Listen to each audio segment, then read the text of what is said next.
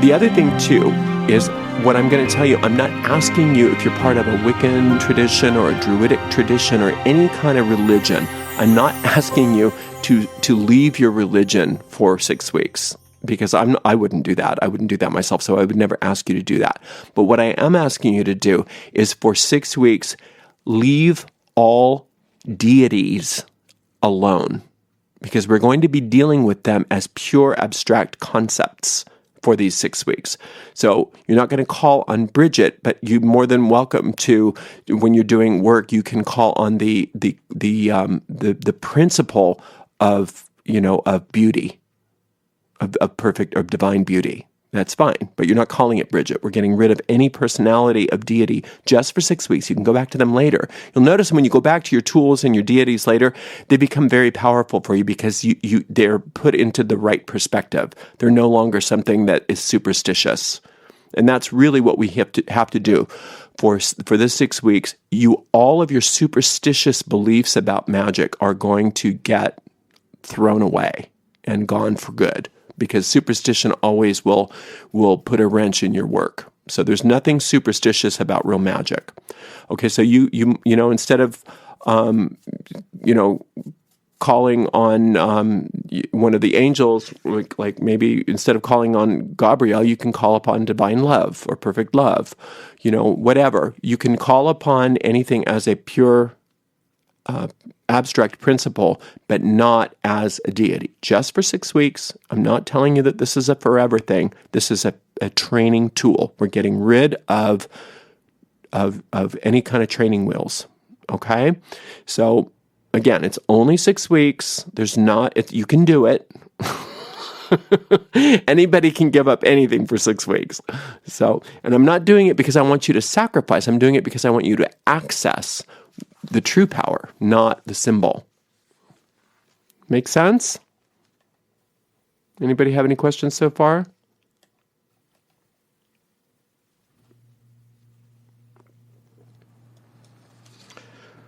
All right.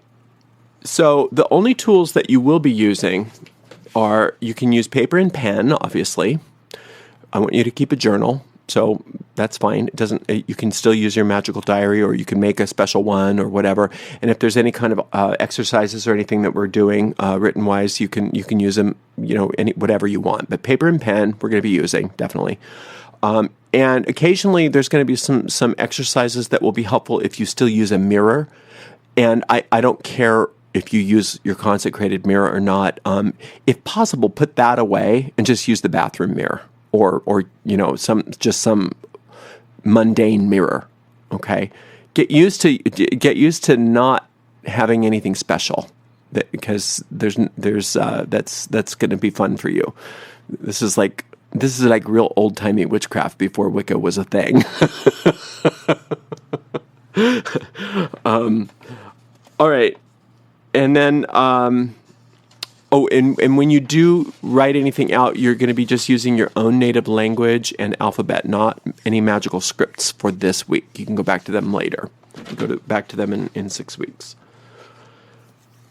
Okay, I will provide very sparse guided meditations only when necessary for you to learn a skill. But I want you to wean yourself off of those as soon as possible so that you're able to do them without the recordings. I'm not going to give you too many fun things this class. It's not going to be like probably what you're used to. You're used to lots of bells and whistles from me and lots of pretty handouts and lots of great meditations. I'm not doing that, not because I'm being lazy, but because I'm being serious. This is about you becoming an independent,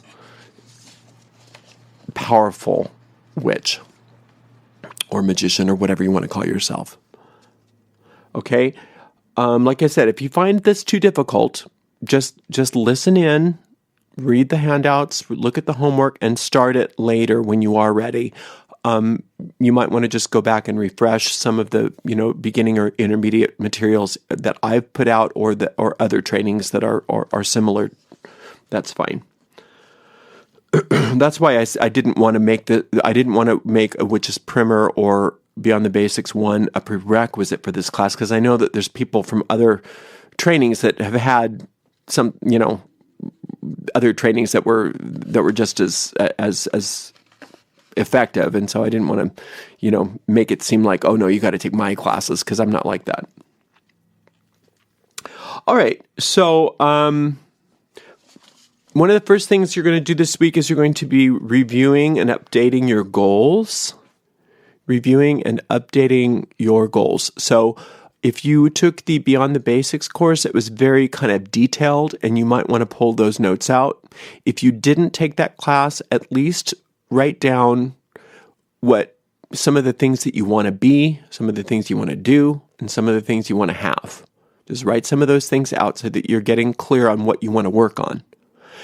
And then choose the one that you desire the most, and don't worry so much about your sphere of influence. I'm going to give you a pass on that, and just go for what you really want, not what you think is possible.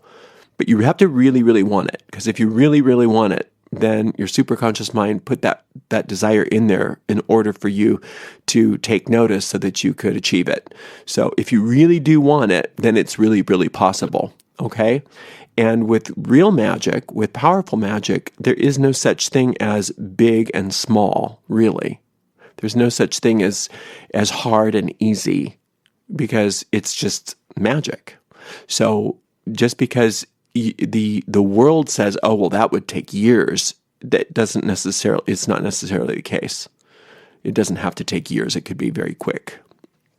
Okay, so do go ahead and choose at least one goal, because we're going to hit the ground running with your spell work on this first week. And you're thinking, well, but there's a waning moon.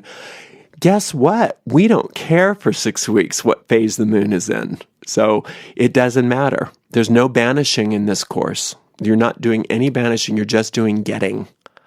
So that doesn't mean that you can't get rid of things that you don't want. But the way you're going to be doing them is the way I was describing earlier, by planting what you do want and letting that overtake the weeds of what you don't want. And your new desire is strong enough because you're choosing what you really, really, really want.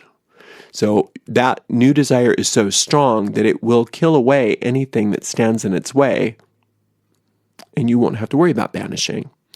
And we're thinking of the moon in a very different way for 6 weeks only. And you can continue to think this way, or you can incorporate it in whatever way is possible, because you're a grown-up witch, right? You don't have to do it what I say necessarily once this is over. I would kind of like for you to follow the program for the 6 weeks, but once this is over, you can find your own understanding of what we're talking about. Think in terms of the moon in a different way for these next 6 weeks. As we said, we could think of the conscious mind as being the God mind, and we could think of the God mind as being represented by our sun, and we could think of the deep mind as being the feminine mind, and we could think of that as being represented by the moon and the earth.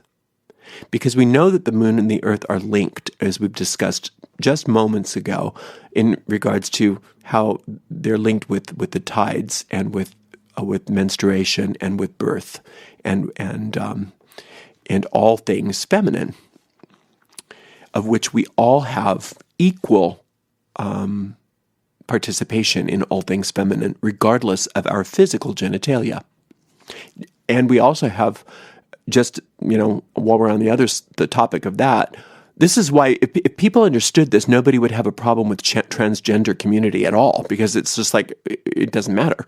If you feel that in this life that your physical representation needs to be this gender, that should be fine, because the God and the goddess are working within us equally. And our physical gender, whatever our physical gender appears to be, is not who we are.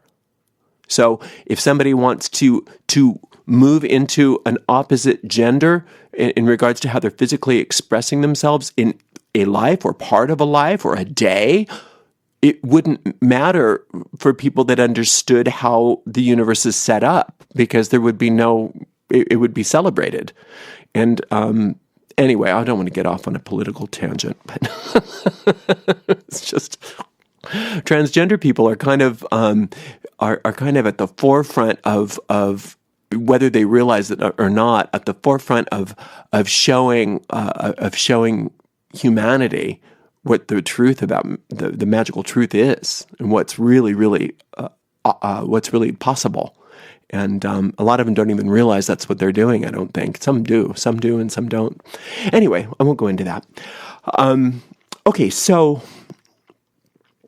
then when the moon is going from full to new, or dark, I should say, it's called waning. And you'll notice that means that it's reflecting less and less of the light of the sun. So the masculine energy is being reflected less and less during the waning moon.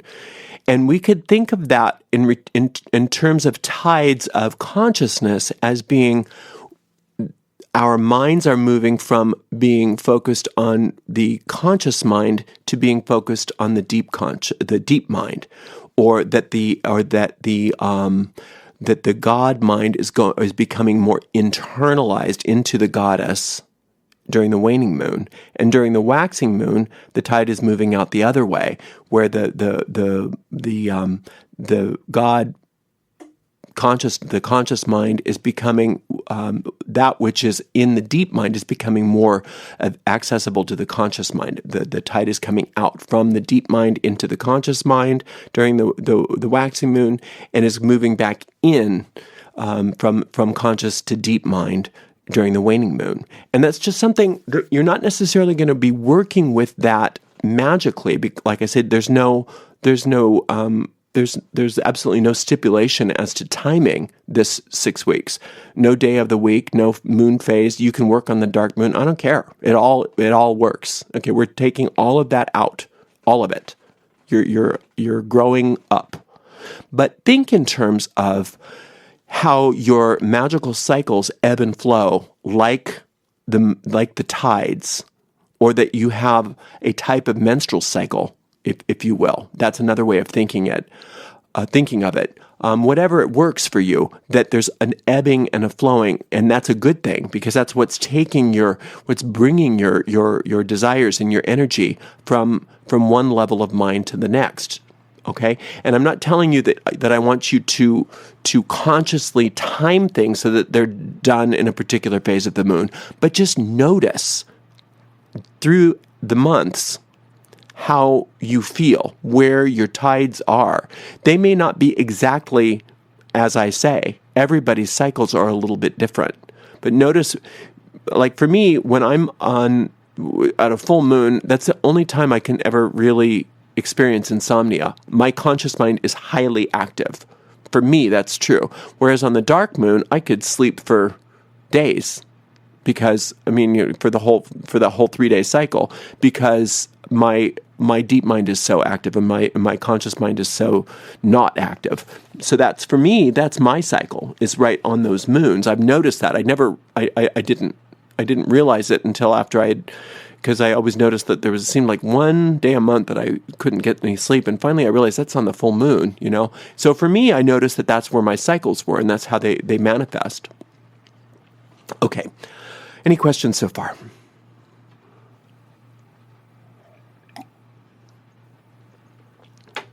I know I'm putting everybody into a new paradigm for 6 weeks, okay? And I hope that you enjoy this. Think of it in terms of really being able to grow and get strong and get effective. Okay, so it's not that everything that you've been taught is wrong. It's just that for these 6 weeks, we're not going to be dealing with any kind of that symbols, any symbols, no tools, no timing, no planetary energies, none of that. It's just about you and your desires and the different levels of mind.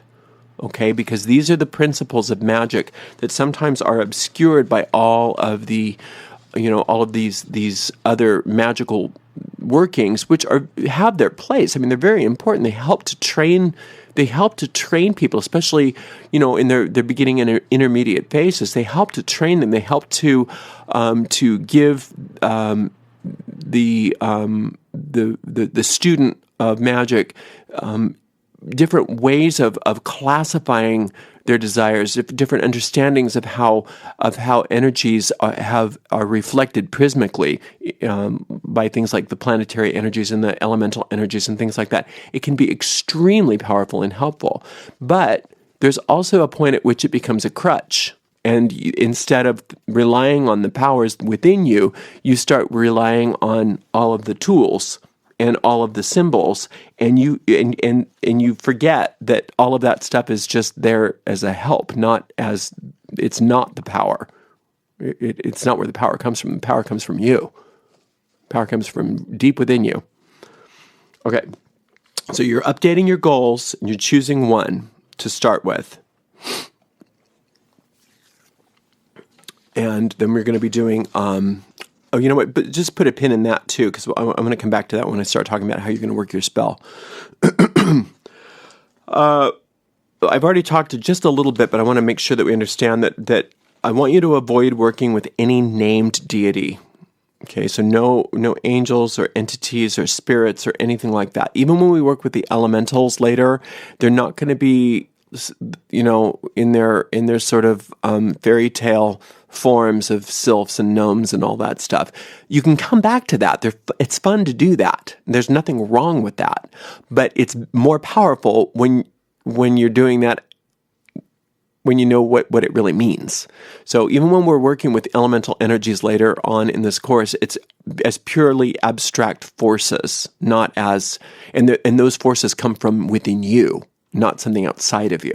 There's not something, you're not going to be supplicating any deities. You're not going to be petitioning any deities. You're not going to be making deals with any entities. None of that stuff, because nothing outside of you is going to be what you're working with. It's everything within you.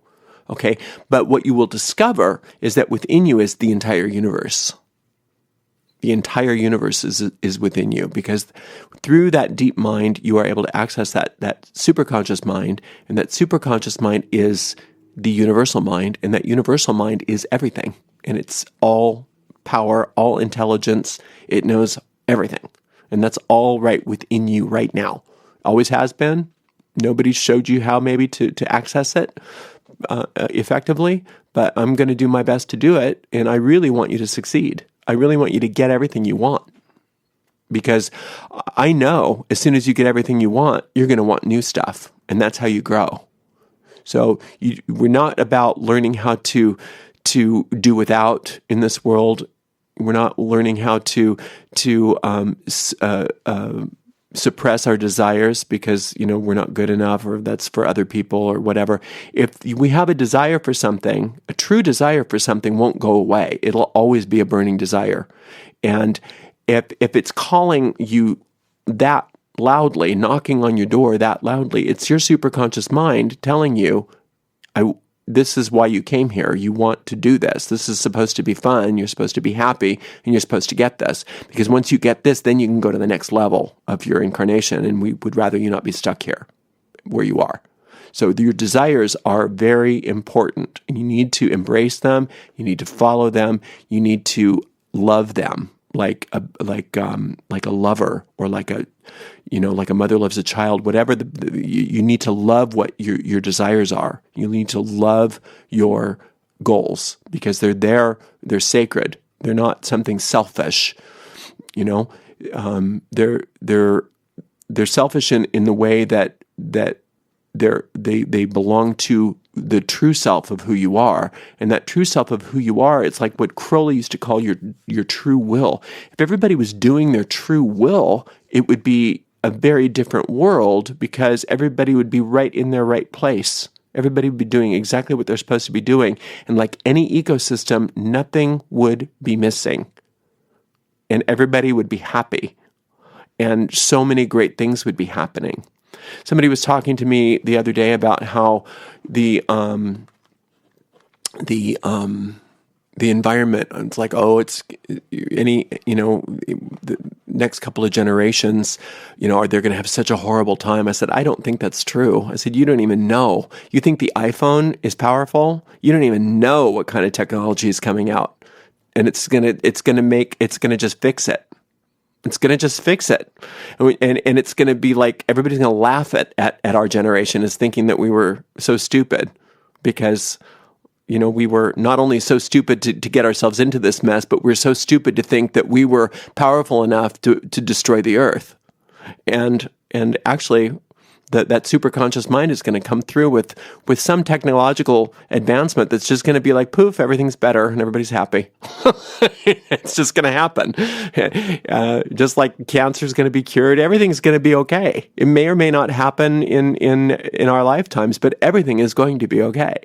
So you can rest assured that your desires are going to be helping to foster that kind of energy, because your true will or your true desires will put you into your right place, and the more people that are in their right place, the faster the world becomes a good place to be, because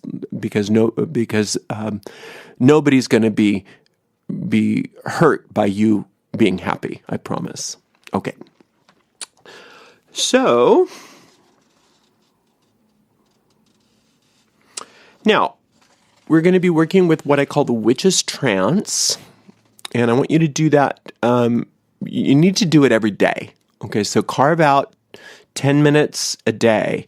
But really, you really want to be serious about this, okay? Because it's like, do you want what you want or do you not? Are you serious about this or not? Is this just another class that you're going to put the notes away and listen to the lectures and say, oh yeah, isn't that a great idea? Or are you really going to get something out of it practical? Are you really going to actually move into what you want? Well, if you want to do that, you're going to practice this twice a day. So I'm asking for 10 minutes twice a day. That's it. That's it. It's not hard. I told you this is too advanced for people. It's too simple. It's too advanced for most people. They want complicated, complicated, complicated. And this is actually going to get you what you want. And don't complicate it. Stay with what it is. Make it be what it is. Simple, real, powerful, heavy-duty magic that's going to make a difference in your world. I mean, I'm okay with you having a complete transformation in your life head to toe within the next 6 weeks if you can handle it. If not, that's fine. Do it at your own pace. But I really want you to be happy. I really want you to be successful. I want you to be wealthy. I want you to have a great relationship. I want you to have a healthy body. I want you to have a gorgeous wardrobe. Beautiful skin, hair, whatever it is that you really want. I want you to have all that stuff. A beautiful home. I want you to have a nice garden if that's what you're into. If a nice car if that's what you want. I want you to have all those things. Those are holy things. Those are wonderful things, and we're going to do this together. And you're going to get it. Okay. All right. So there's included in the downloads. There's a little recording called The Witch's Trance. Now, if you haven't done the recordings from a Witch's Primer or from the Beyond the Basics one, you may want to go work with those like grounding and centering and orb of light at least for a few days, so that you get an understanding of what those things are, because we are still using some of that. But in this recording, I really gloss over both of those two things because I assume that you already know how to do it. So it's basically, now you're going to ground and center, and now you've got the orb of light. And it's, so if you don't know how to establish those states of consciousness, you want to go back. And if you didn't take the Beyond the Basics 2 and you don't want to pay for it, that's fine. It's all in the free class, the A Witch's Primer. So just go listen to those recordings and do those a few times so that you understand what they are. Then what we're doing is we're going into a deep trance state. It's very similar to what people are used to with hypnosis, but we were using it a long time before there was clinical hypnotherapy. So it's more like hypnosis is more like a witch's trance than a witch's trance is more like clinical hypnosis. So you're going to be led to go through your grounding and centering and then your orb of light, and then I'm going to count you down into a deep trance. And I'm going to give you a few ideas to think about in that. And then I'm going to leave you alone, and you can and let the music play out. And you can use the time for as long as you want. And prior to me doing that, I'm giving you instructions on how to get yourself out of it. Within that recording, there's also instructions on how to establish this trance quickly on your own. So after you've used this once, twice, 3 times, however it feels comfortable, or back and forth a few times, start to try to wean yourself off the recording so that you're not always, again, having to rely on a tool. This is just for you to learn the technique and then establish it on your own. And do it on your own, because mostly what you're going to be doing in this trance is working. Now, if there's days because what I want you to do is I want you to choose a spell and get right to it as soon as you can. Choose a goal and get right to it. And you're going to be working this spell for as long as you feel comfortable working it. So you can work it for several days, you can work it for several weeks, you can work it for several months if you want to, until you feel a click, until you really feel like, okay, it's done. It's planted. This is a done deal. And I really don't have the desire to do this anymore because I feel so good about this thing. You'll know that you don't have to cast your spell anymore, because you'll know that it's a reality in the mental world. And once it's a reality in the mental world, then the physical world is just a matter of course. I mean, it's just no time at all. It'll show up. So you're going to have to make some choices for yourself, and you're going to have to trust yourself that when you feel like it's time to stop casting on that particular goal, that it's okay to let it go. And if for some reason you feel compelled to go back and do it some more, then that's okay too, because we are stripping a lot of the rules away from you and allowing you to discover what works for you better. Okay? So I want you to stay within the principles that I give you, but the principles are very malleable, so that a lot of the rules that you're used to from working in magic, even with me, are not really applicable for the 6 weeks. Because I'm more interested in you working the magic than in learning yet another system.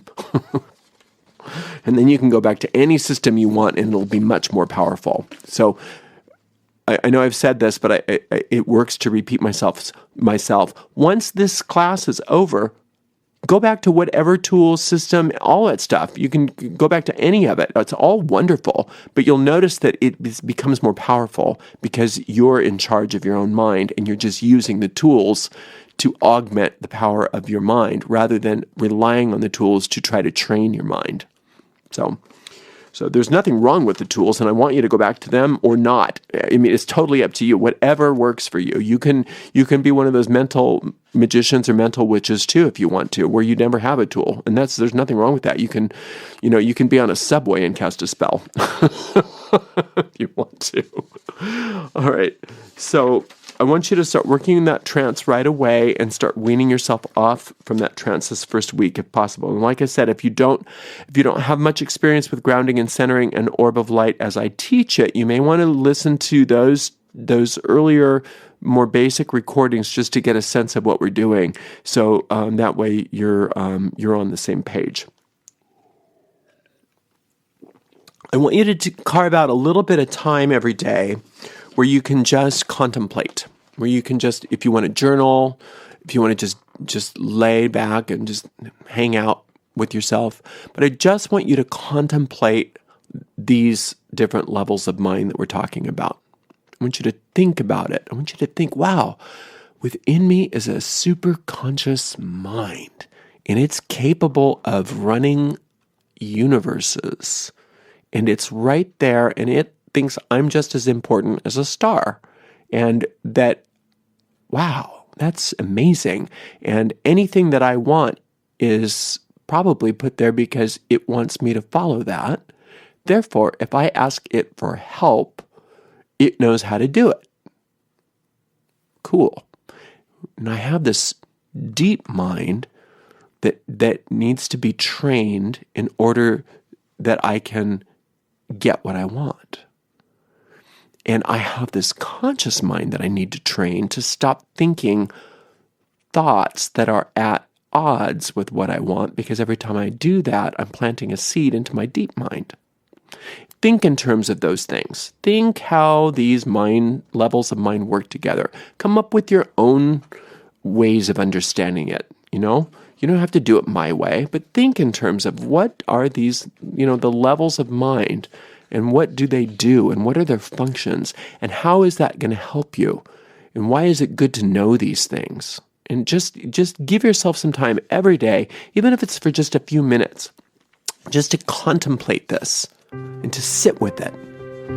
Okay, it doesn't need to be within a trance, It can be just hanging out.